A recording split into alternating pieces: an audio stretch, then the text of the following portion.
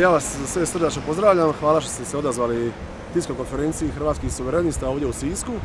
Ovdje smo prije svega da izrazimo podršku radnicima sisačke rafinerije i da još jedan puta ukažemo na jednu nesuverenističku politiku hrvatske vlade. Dakle, ovo nije propust menadžmenta sisačke rafinerije i same INA-e, nego se radi o propustu hrvatske vlade, resornog ministarstva i naravno samo predsjednika vlade Andreja Plenkovića. Ovdje se pokazuje da je Hrvatska u potpunosti odustala od energetske suverenosti. Gašenje sisačke rafinerije je samo jedan korak u gašenju potpune suverenosti naše države Hrvatske. Neko misli da će riječka rafinerija opstati i ona će vjerojatno uskoro doživjeti sudbinu sisačke rafinerije, a ono što mi ovdje moramo glasno reći, a hrvatska javnost, pretpostavljam, ne zna jer se o tome ne govori u javnom prostoru, mađarske rafinerije itekako dobro rade, hrvatska nafta sa hrvatskih naftnih polja ide u Mađarsku i te rafinerije rade.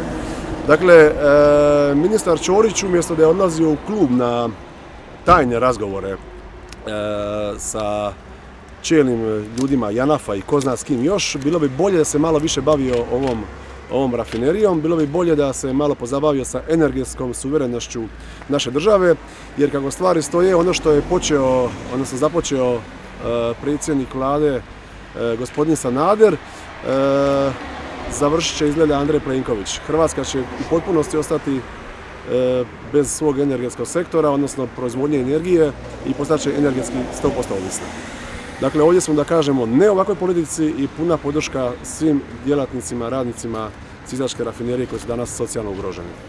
Hrvatski suverenisti su tamo gdje treba dati potporu hrvatskim radnicima, gdje treba dati potporu ljudima koji su u ovom slučaju u najtežim trenucima za opstanak Republike Hrvatske na prvoj crti bojišnice stvarali uvjete za funkcioniranje svih naših potencijala da se branimo. Rafinerija je radila tijekom rata, ovdje je bilo požara, ovdje je bilo mrtvih. Ti radnici su dali ogromnu žrtvu da bi svi mi u Hrvatskoj nesmetano ostvarivali, osobito mi hrvatski branitelji, Hrvatska vojska, svoje zadaće. I evo danas takvim spletom kriminalnih okolnosti ti ljudi unatoč sve te žrtve i zasluga su ostali praktično bez svoje egzistencije, bez egzistencije, ugrožena egzistencija njihovih obitelji. U pitanju je preko 250 ljudi. Okolnosti jesu takve kao što je gospodin Zekanović rekao, da menadžment mora razmišljati nakon gubitaka od milijarde kuna što učiniti. Međutim, ima mnogo rješenja, ali naša vlada, to što vidimo, naš ministar Ćorić, ministar energetike, je potpuno nezainteresiran za uključenje rješavanja tog ogromnog problema naših radnika na način da se uključi. On javno kaže da niti je zainteresiran, niti može, niti neće sudjelovati u tim teškim pregovorima, odnosno u potpori radnicima da se zbrinu na odgovarajući način, da se nađu rješenja. Zbog čega?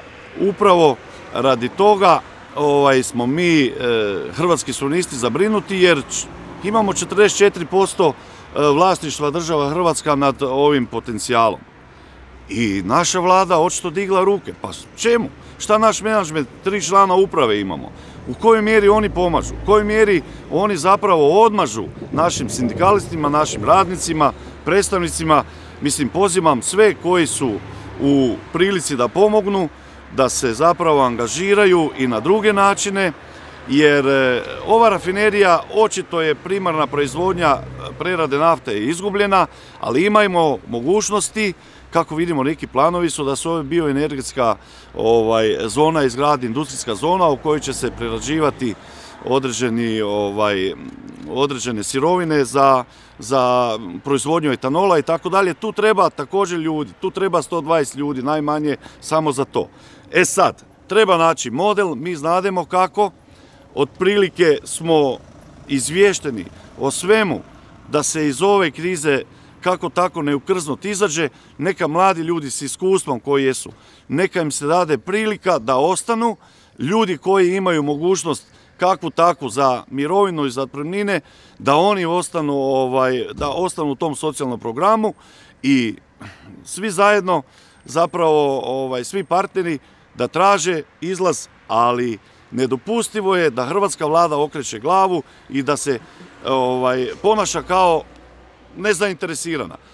Uputiti odavde 40 ljudi, 30 ljudi u rafineriju u Rijeku i to privremeno par godina dok se opet stvari tamo ne zakompliciraju pa se i ta, ne znamo kakva će situacija biti, je samo po sebi nerazumljivo. Ovdje treba razvijati potencijale da se ti ljudi zaposle tamo gdje su planovi bili i u svakom slučaju Hrvatski suverenisti potiču sve radnike da ne gube nadu, da zapravo ostanu u Hrvatskoj dok se taj rasplet konačno ne dogodi, a svi mi i političari i saborski zastupnici na lokalnoj državnoj razini moramo se angažirati puno više. Neshvatljiva je šutnja, ako hoćete i političke stranke HDZ koja je na vlasti, ovdje na gradskoj razini, na županijskoj razini, na vladi.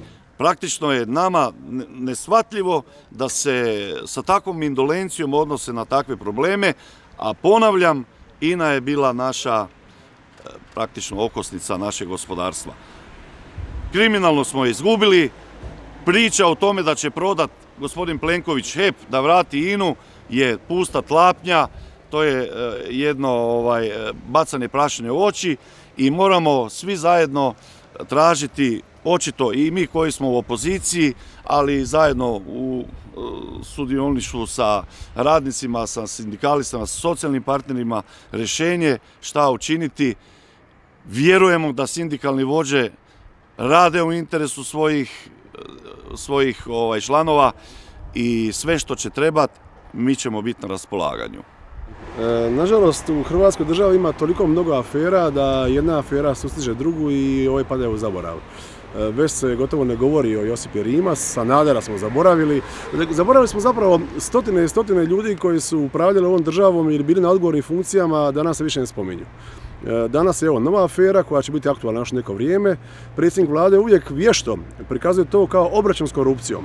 Dakle, ne radi se o obračunu s korupcijom, radi se o teškim političkim aferama, s obzirom da su ljudi postavljeni od trenutno aktualnog predsjednika vlade na najodgovornijim funkcijama u državi, napravili nekakve propuste, odnosno čak i krivično kazneno odgovaraju.